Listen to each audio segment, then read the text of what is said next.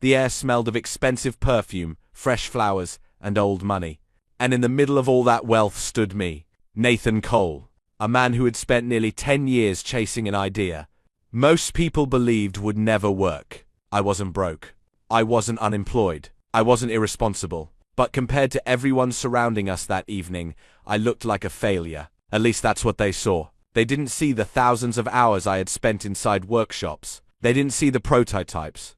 They didn't see the failed experiments. They didn't see the communities I dreamed of helping. They only saw a man in his mid-30s who still hadn't become everything he promised he would become. And unfortunately, my wife had started seeing me the same way. Rebecca stood beside me wearing a stunning red evening dress. Heads turned whenever she entered a room. Confident, intelligent, beautiful.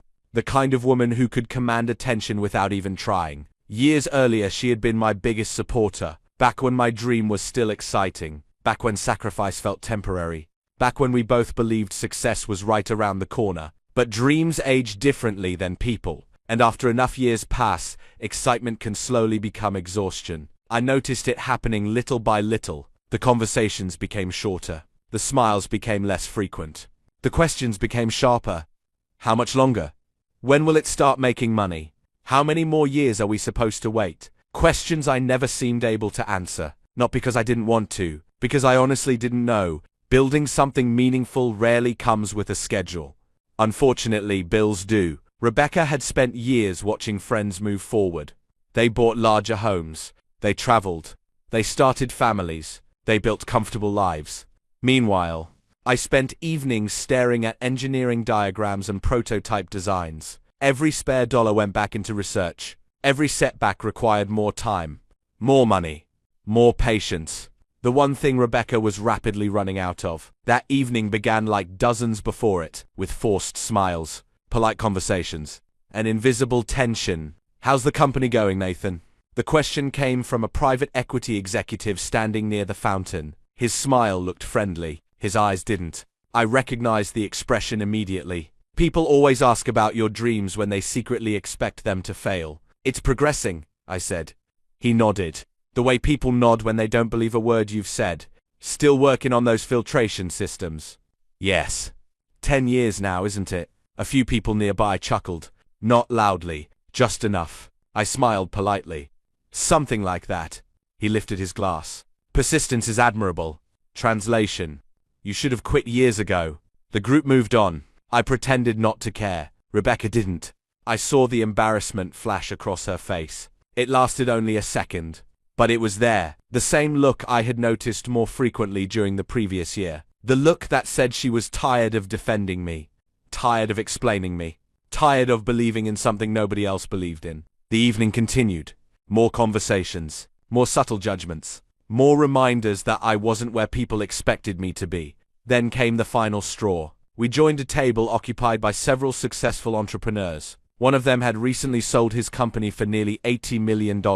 Another had just purchased a vacation property in Aspen. The discussion naturally shifted toward investments and growth. Eventually, someone asked what I was working on. I explained the clean water technology, the low-cost filtration system, the goal of helping underserved communities, the years of testing, the progress, the vision. When I finished, there was silence. Not thoughtful silence, awkward silence. Then one man laughed. Actually laughed. That's still going on. The table erupted into uncomfortable chuckles. I felt Rebecca stiffen beside me. I thought that project died years ago. It almost did, I replied calmly. Another man shook his head. You're a brave guy. There it was again. That word. Brave. People only call you brave when they think you're losing. Nobody calls a successful person brave. They call them smart, visionary, brilliant. Brave is what they call someone whose dream hasn't worked yet. Rebecca suddenly stood. Nathan. Her voice sounded different. Dangerously different. I turned toward her. Her eyes were glossy. Not with sadness. With years of frustration finally reaching their limit. Rebecca. No. She shook her head. No, let's be honest for once. The table fell silent. People sensed something was happening. Conversations nearby began slowing. Heads turned. My stomach tightened. Rebecca. Not here. Then where? She asked. When exactly are we supposed to have this conversation? Every eye in the courtyard seemed fixed on us. Comma. The ocean breeze moved through the estate. Nobody spoke. Nobody moved. For the first time all evening, nobody cared about business. They cared about the unfolding disaster. Rebecca laughed. Comma. A short, bitter laugh. 10 years, Nathan. I remained silent. 10 years of promises. Her voice cracked. 10 years of believing. I felt my chest tighten. 10 years of hearing that success is just around the corner. The courtyard had become completely silent. Then she reached for her left hand. Time seemed to slow. I knew exactly what she was doing, and somehow I couldn't stop it. The silver wedding ring slid from her finger. The same ring I had placed there 11 years earlier. The same ring that represented every promise we'd ever made. Tears formed in her eyes, but her voice remained steady. I'm tired. My heart sank. I'm tired of waiting. The ring rested in her palm. I'm tired of defending a future that never arrives. Then she looked directly at me. The anger. The disappointment. The heartbreak. Years of it. All visible at once. And then she said the words. The words I would never forget. You are good for nothing. Gasps echoed throughout the courtyard. Before I could respond, Rebecca threw the ring. The silver band struck the stone pavement. Bounced once. Twice. 3 times. Then rolled across the courtyard. Nobody moved. Nobody breathed. I stared at the ring. Not because of the metal, because of what it represented. 11 years. Gone in a single moment. And for the first time in my life, I had absolutely no idea what to say. 3 days after Rebecca threw her wedding ring across the courtyard of the Hawthorne estate, our marriage officially ended. Not through lawyers. Not through screaming. Not through dramatic confrontations. Just silence. The kind of silence that appears when 2 people have exhausted every argument. They know how to make. She packed her belongings while I sat in my workshop. Neither of us cried. That was probably the saddest part. The tears had already happened months earlier. What remained was exhaustion. When she finally carried the last box to her car, she paused at the driveway. For a moment I thought she might say something. Maybe goodbye. Comma. Maybe good luck. Maybe one final attempt to save what was left. Instead, she simply nodded. Then she drove away. And 11 years disappeared behind a pair of red taillights. The house felt different immediately. Bigger. Colder. Quieter. I walked through empty rooms that night and realized something terrifying. For years, I had been so focused on my mission that I never imagined life without Rebecca. Every plan I had ever created included her. Every future I imagined included her. Now she was gone, and I had no idea what came next. The following weeks were brutal. People often assume heartbreak arrives all at once. It doesn't. It arrives in waves. You feel normal while making coffee? Then suddenly remember there is no second mug to fill. You walk into a grocery store and instinctively reach for something they like. Then remember they aren't there. You hear a joke and almost send it to them. Then remember there is nobody to send it to anymore. Those moments hurt far more than the actual breakup, because they remind you how deeply someone became part of your daily life. I stopped attending social events. Stopped answering most phone calls. Stopped caring about what anyone thought. The only thing I continued doing was working. My clean water project had become the last meaningful thing left in my life. So I buried myself inside it. 12-hour days became 14. 14 became 16. I stopped tracking weekends. Stopped tracking holidays. My workshop became my entire world. Months passed. Then something happened. I ran out of money. Comma. Again. The prototype I had spent nearly a year developing failed during testing. A pressure valve cracked. The filtration chamber collapsed. Weeks of work vanished in seconds. I sat alone staring at broken components scattered across my workbench. For the first time in years, I seriously considered quitting. Not taking a break. Not slowing down. Quitting. Completely. Maybe Rebecca had been right. Maybe everyone had been right. Maybe some dreams simply weren't meant to happen. I spent nearly an hour sitting in silence. Then my phone rang. Marcus Bennett, my oldest friend. I almost ignored it. Instead, I answered. Hello? You sound terrible. I feel terrible. Good. I frowned. What? If you sounded great, I'd be worried. I laughed despite myself. Marcus had a talent for doing that, making impossible situations feel slightly less impossible. What happened? he asked. The prototype failed. Again? Again. A pause. Then he asked the question I hated most. You quitting? I stared at the broken equipment. For several seconds I said nothing. That silence answered for me. Marcus sighed. Listen carefully. I'm listening. No, you're not. I smiled weakly. He continued. Nathan. Do you know how many times people told Thomas Edison he was wasting his life? Marcus. No.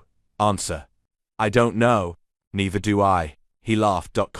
My point is nobody remembers the failures after something works. I rubbed my forehead. Maybe that's because most things never work. Maybe. The honesty surprised me. Then he added, but you've never been most people. That conversation lasted nearly 2 hours, and by the time it ended, I wasn't ready to quit anymore. Not yet. The next morning, I returned to work. 6 months later, another investor rejected me. Then another. Then another. 32 presentations. 32 rejections. Some were polite. Some weren't. One investor actually laughed during my presentation. Another interrupted halfway through. You have passion, Nathan. I already knew what came next. People always begin bad news with compliments. But passion isn't a business model. I thanked him for his time, then left. By then I had heard every possible version of no. Too risky. Too early. Too ambitious. Too complicated. Too expensive. Not scalable. No market demand. Wrong timing.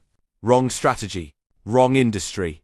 Wrong everything. Yet despite all that, something strange started happening. Small communities began using my technology. Not many, just a few. A farming town in Kansas. A remote community in Arizona. A small district in New Mexico. The systems worked. Actually worked. Families gained access to cleaner water. Maintenance costs dropped. Health reports improved. For the first time I wasn't imagining impact. I was seeing it. That changed everything, because success stopped being theoretical. It became real. One afternoon I received a call from a town administrator in Arizona. You don't know me, he said. No, sir, but I wanted to thank you. For what? My granddaughter can drink from our taps again. I froze. The man continued. Our old system failed years ago. His voice cracked slightly. People like you don't realize what these inventions mean to communities like ours. After the call ended, I sat alone in my office. For several minutes I couldn't move, because for the first time, someone's life had improved because I refused to quit. Not because I became rich, not because I became famous, because I stayed. That realization carried me through the next year. Then came the email. At first I almost deleted it. The sender was unfamiliar. The subject line sounded generic, but something made me open it. I read the message once, then twice. Then a third time. My hands started shaking. The email came from Global Water Alliance, one of the largest humanitarian organizations in the world.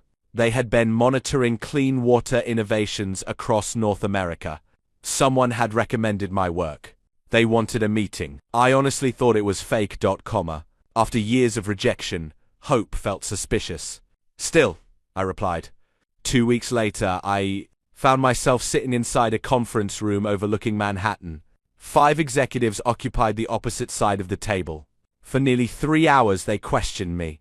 The technology, the costs, the scalability, the implementation process, every weakness, every risk, every challenge. When the meeting ended I felt exhausted and completely convinced I had failed.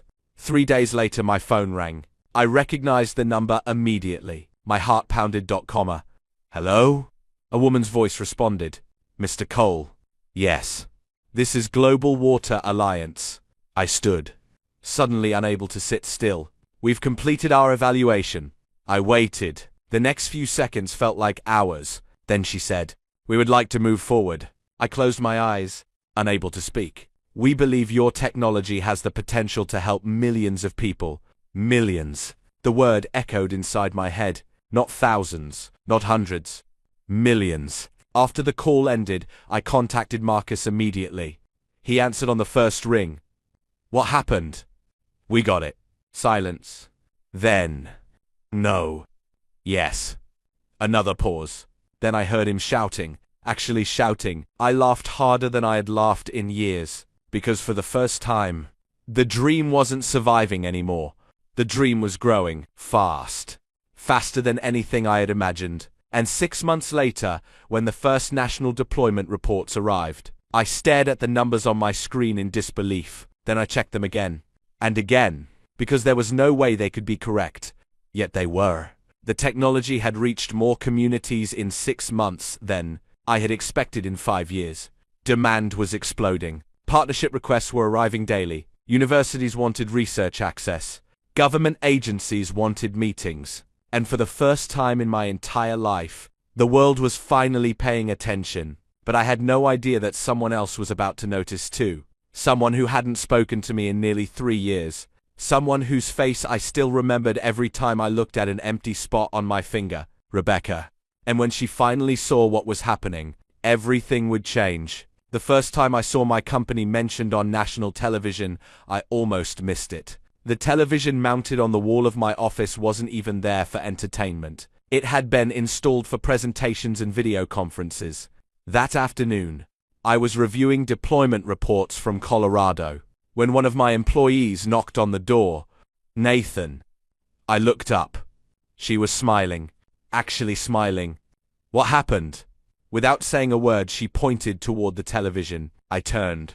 A business news segment was airing. The host was discussing emerging American companies creating real-world impact. At first, I didn't pay much attention. Then I heard my name. I nearly dropped the report in my hand. Nathan Cole's water filtration. Technology is now operating in over 200 communities across the country. The screen displayed images of families using systems my team had built.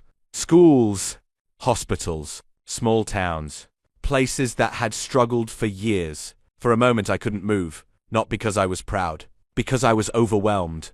For more than a decade nobody cared. Nobody listened. Nobody believed.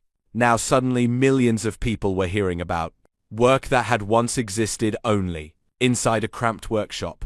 The segment lasted less than 4 minutes, but when it ended the room erupted. Employees applauded. Several people cheered. One engineer actually wiped away tears. I smiled, then quietly returned to my desk. Because despite everything happening around me, I still felt like the same man who spent years fixing broken prototypes alone at midnight. Success hadn't changed that. If anything, it made me more grateful. Over the following months, growth accelerated beyond anything I had imagined. New partnerships arrived weekly. Universities requested research collaborations. Several states launched pilot programs using our technology. Revenue increased, then increased again, then doubled once more. The numbers stopped feeling real. Every morning I expected to wake up and discover it had all been a dream. Instead, reality kept getting bigger. One afternoon, Marcus walked into my office carrying a newspaper. He tossed it onto my desk. I looked down. There was a photo of me on the front page of the business section. I groaned. Marcus laughed.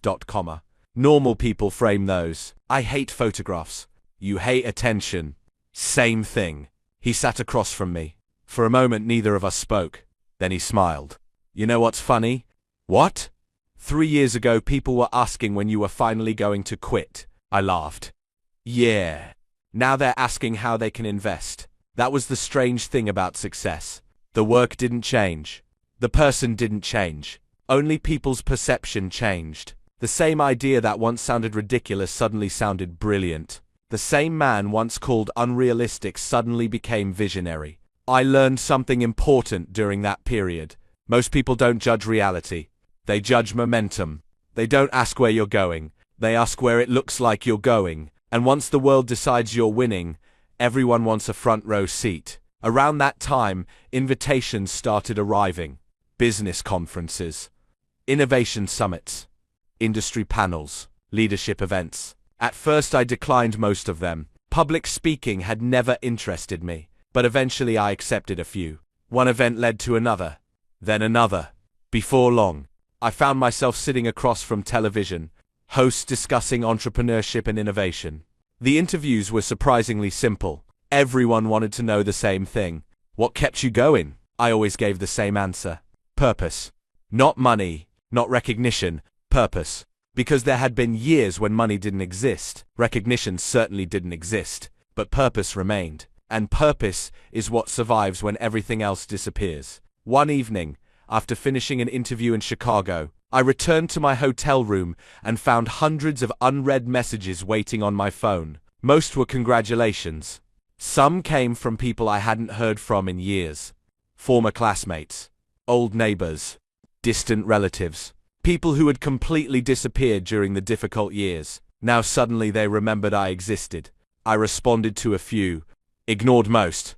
Not out of bitterness, simply because I no longer needed validation. The people who mattered had already been there.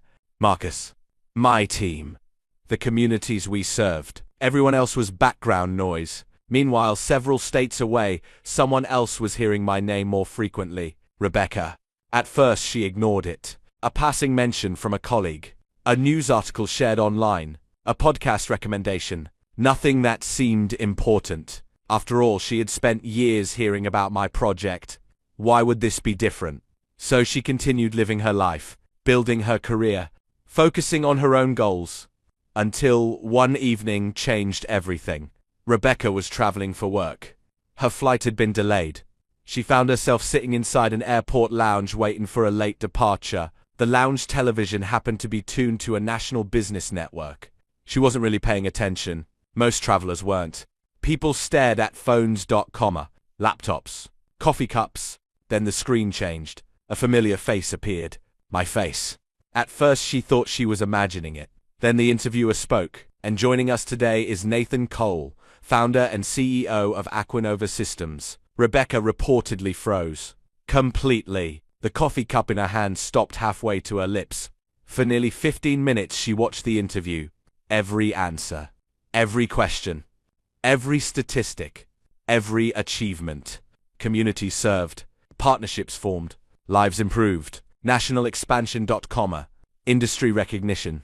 The man speaking on that screen was the same man she had once watched sketch designs at the kitchen table, the same man who spent weekends inside workshops, the same man she believed was chasing a dream that would never arrive. Except now the dream had arrived, and the entire country was watching. When the interview ended, she remained seated, staring at the blank screen, trying to understand what she had just witnessed. Not because of the money, not because of the success, because she suddenly realized something. Nathan hadn't changed. He had simply continued, long enough for the world to catch up. Over the following weeks, she saw my name everywhere.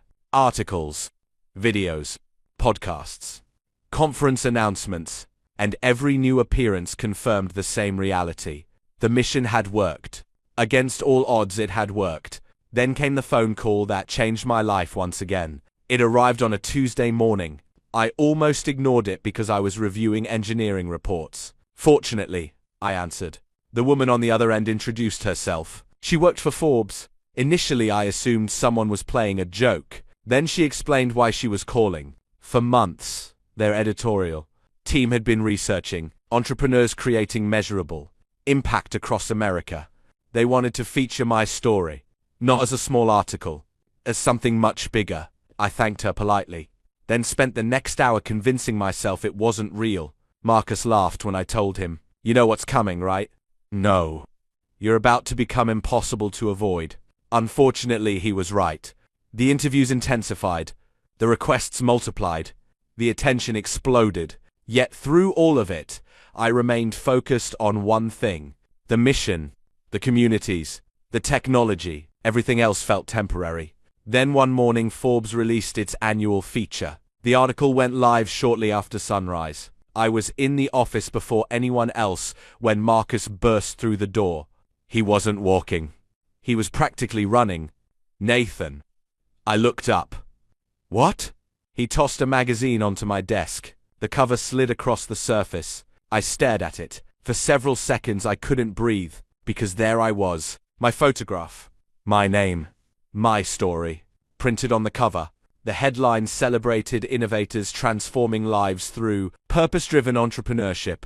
For a long moment, I simply stared, not at the photograph, at the journey behind it, the failures, the rejections, the heartbreak, the sacrifices, every painful step that had led to this moment. Outside my office, employees were cheering.